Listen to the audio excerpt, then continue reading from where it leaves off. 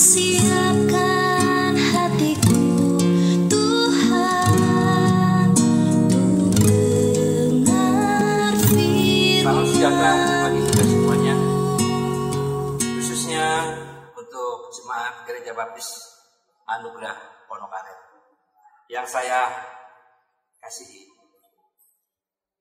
Di pagi hari ini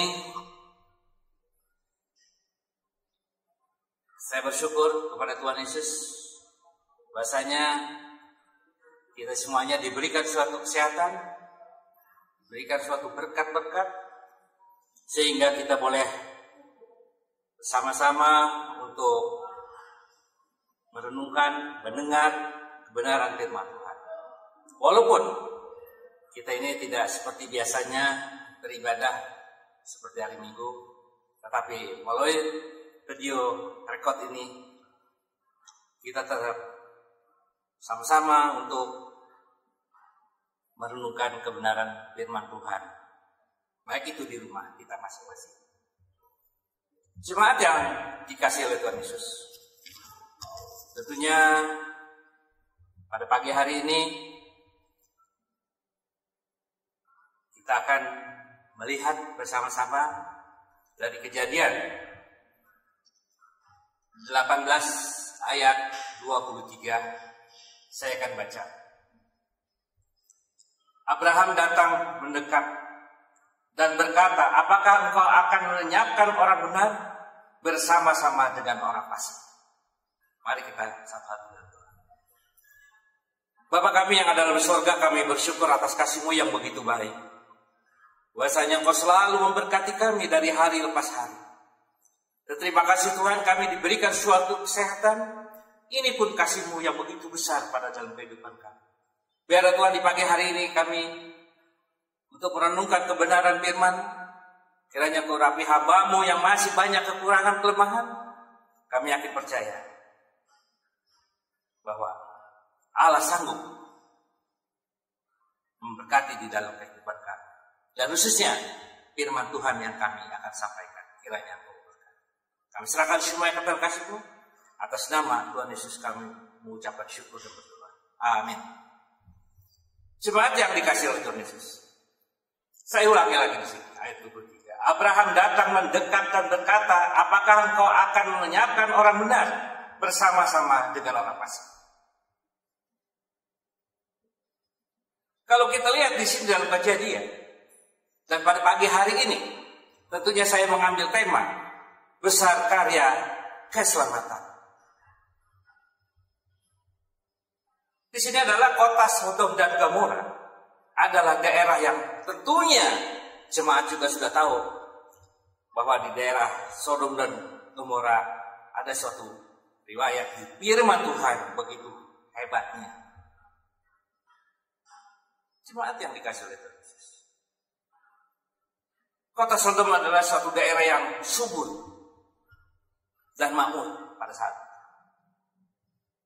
Dia juga mempesona dengan kekayaan alamnya, tetapi hidupnya dengan bebas, pesta pora, hidup di dalam dosa, sehingga moralnya penduduk di sana adalah menjadi bobrok, rusak. Jemaat yang dikasih oleh Yesus, Allah melihat kota itu hidup dengan dosa, sehingga Allah hendak menghancurkan kota itu. Karena Allah melihat kehidupan di kota itu adalah berkelimpangan dengan dosa, sehingga Allah ingin menghancurkan kota itu. Tetapi kita lihat di sini Abraham mengetahui maksud Allah. Abraham memohon, sehingga Abraham menegosiasi atau nego dikatakan sini, supaya Allah dapat mengurungkan untuk menghancurkan kota itu. Maksud Allah gitu, supaya jangan sampai kota itu dihancurkan. Allah di sini, Abraham di sini punya suatu beban. Kalau bisa orang-orang yang di situ menjadi orang-orang yang benar, sehingga Abraham di sini adalah dia negosiasi kepada Allah. Kalau kita baca dari ayat selanjutnya tentunya di sini, ayat yang 26. Kalau ada yang 50, bagaimana? Tidak dihancurkan kota itu. Yaitu pendapatnya. Kalau ada yang 45, bagaimana yang menjadi orang yang percaya, orang benar? Dia juga tidak akan menghancurkan. Tetapi 30 bagaimana? Dia juga terakhir 10 orang kalau ada. Kota itu tidak hancur. Nyatanya tidak ada orang yang benar. Cuma dia kasih. Kalau di sini kita lihat, sehingga Abraham menegosiasi terus, dia berunding bagaimana Allah kalau bisa tidak dihancurkan kota itu. Ternyata negosiasi itu batal, tidak menghasilkan apa-apa. Bisa begitu juga Abraham punya saudara Lot. Kalau bisa, supaya bisa diselamatkan. Tapi Allah di situ tujuannya dihancurkanlah kota. Jadi apa cerita yang menarik di dalam firman Tuhan di sini? Kalau kita lihat Abraham.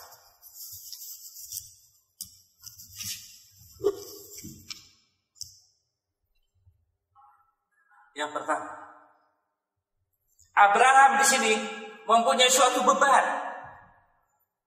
Beban apa yang dilakukan Abraham? Beban supaya orang-orang yang ada di sana itu supaya bisa menjadi selamat dan menjadi orang-orang yang percaya. Itu suatu beban mengajak. Kalau bisa kota itu memang sudah bobrok, tetapi kalau bisa ada orang yang percaya kepada Tuhan Yesus, sehingga kota itu tidak akan dihancurkan.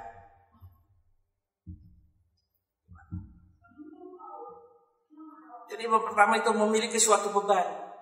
Kalau memang Abraham mempunyai suatu beban, apakah kita sekarang ini mempunyai suatu beban? Apa beban kita sebagai orang-orang percaya?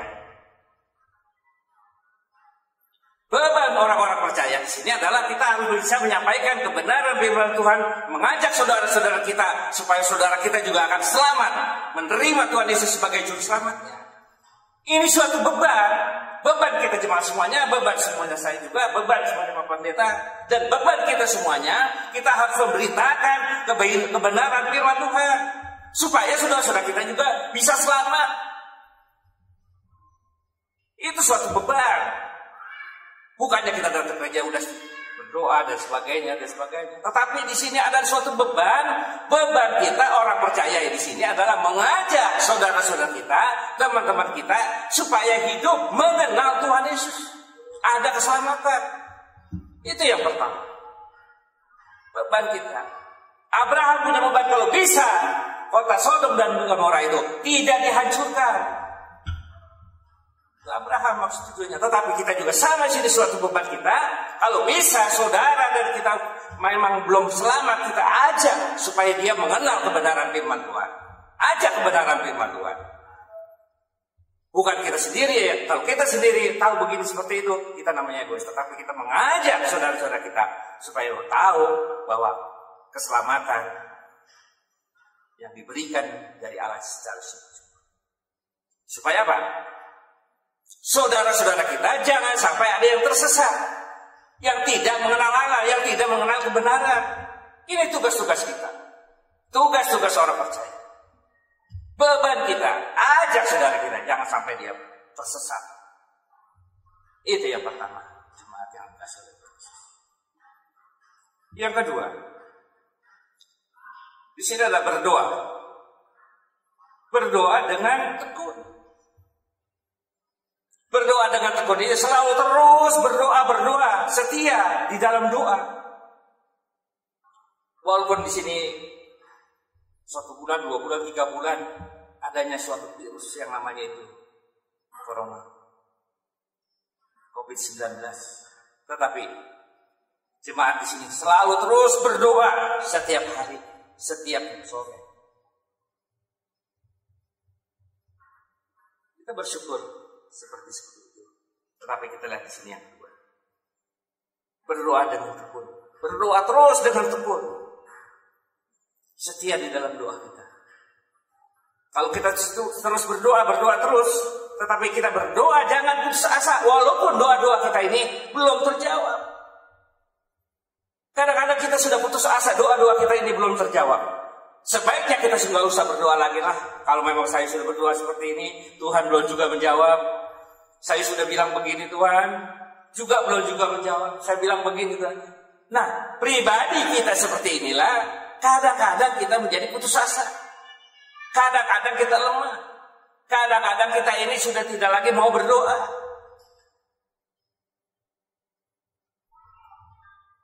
Cuma yang dikasih Tuhan Yesus. Walaupun kita di sini sekarang belum dijawab doa kita, tetapi kita jangan putus asa. Bagi Tuhan tidak mustahil. Pasti Tuhan akan melihat kita bagi anak-anaknya. Dan Tuhan tidak membiarkan kita menjadi yatim piatu. Dan Tuhan tidak biarkan kita sampai tergeletak. Allah sanggup menolong dalam kebenaran dan kehidupan kita. Supaya kita juga tetap setia di dalam Tuhan. Tetap kita berdoa.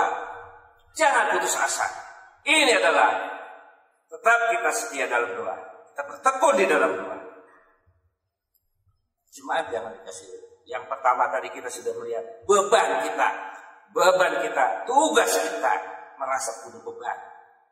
Mengajak saudara kita supaya dia mengenal Tuhan dan mengenal kebenaran. Jangan sampai tersesat.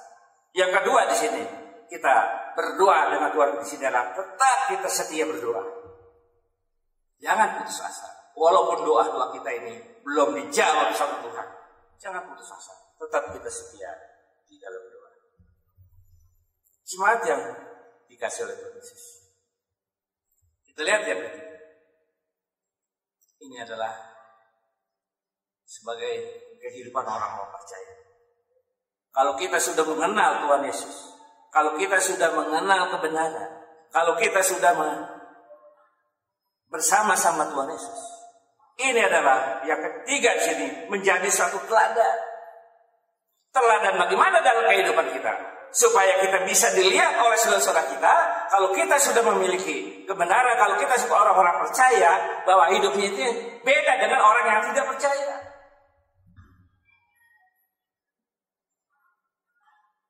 Ini menjadi suatu teladan. Teladan dalam hidup kita juga.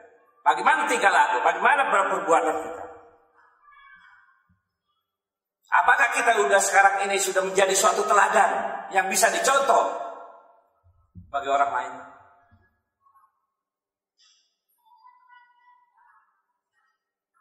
Apakah kita sudah mempunyai kasih juga? Jadi teladan ini dan kasih ini selalu berdekatan. Apakah kita sudah mempunyai suatu kasih? Sebab tanpa kasih, apa yang kita lakukan adalah sia-sia. Cuma yang dikasih oleh Tuhan. Yang ketiga di sini menjadi suatu teladan. Teladan kita adalah bagaimana apakah kalau kita sudah mengikut Kristus, kita harus memberikan contoh yang baik-baik. Jangan sampai kita menjadi batu sandungan. Kita menjadi suatu teladan. Teladan dalam diri kita sendiri, kita harus melakukan yang baik. Bahwa kita betul mengikut Tuhan Yesus, bahwa dia tahu bahwa kita adalah anak-anak Tuhan. Bagaimana dalam kehidupan kita? Berjemaat. Bagaimana dalam kehidupan kita sekeluarga? Bagaimana kita kehidupan kita sama-sama tetangga? Supaya dia tahu mengenal bahwa kita adalah orang-orang yang percaya, orang-orang yang mengikut Tuhan Yesus, bahwa kita adalah orang anak-anak yang menjadi anak-anak yang Tuhan. Saudara yang dikasihi oleh Yesus, ada suatu. Apakah kita sudah mempunyai suatu kasih? Kita tetap mengasihi saudara kita. Kalau kita tanpa ada kasih, apa yang kita lakukan adalah sia-sia. Kasih itu panjang sabar. Kasih itu lemah lembut. Kasih itu tidak cukup. Kasih itu dan sabar. Maka dari itu, hidup kita yang pertama memiliki suatu beban. Yang kedua, tetap setia di dalam doa. Yang ketiga, menjadi suatu teladan dan kasih di dalam kehidupan kita. Jemaat yang dikasih oleh Tuhan. Tentunya akhir kata dari firman Tuhan ini, bahwa saya di pagi hari ini mengambil tema besar karya keselamatan. Kita lihat bahwa sangat besar karya keselamatan yang Allah berikan kepada kita.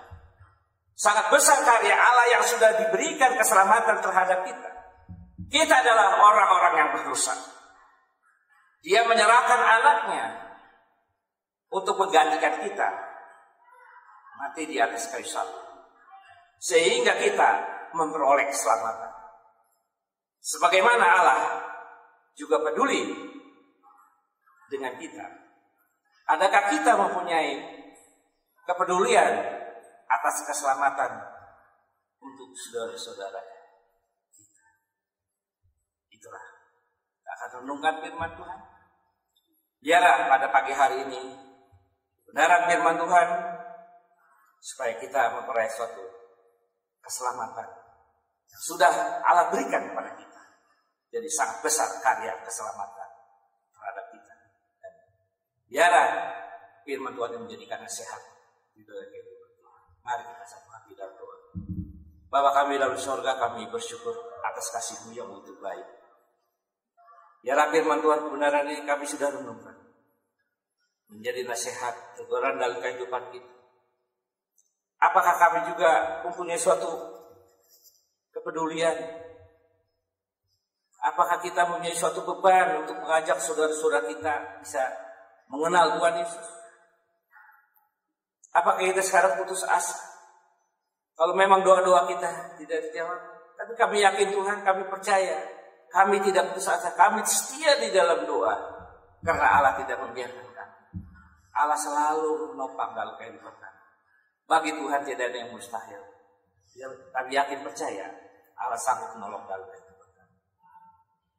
Yang terakhir Tuhan, bahwa kami juga Tuhan menjadi suatu teladan. Bagaimana hidup kami Tuhan, tolong Tuhan supaya kami bisa menjadi seorang orang yang teladan.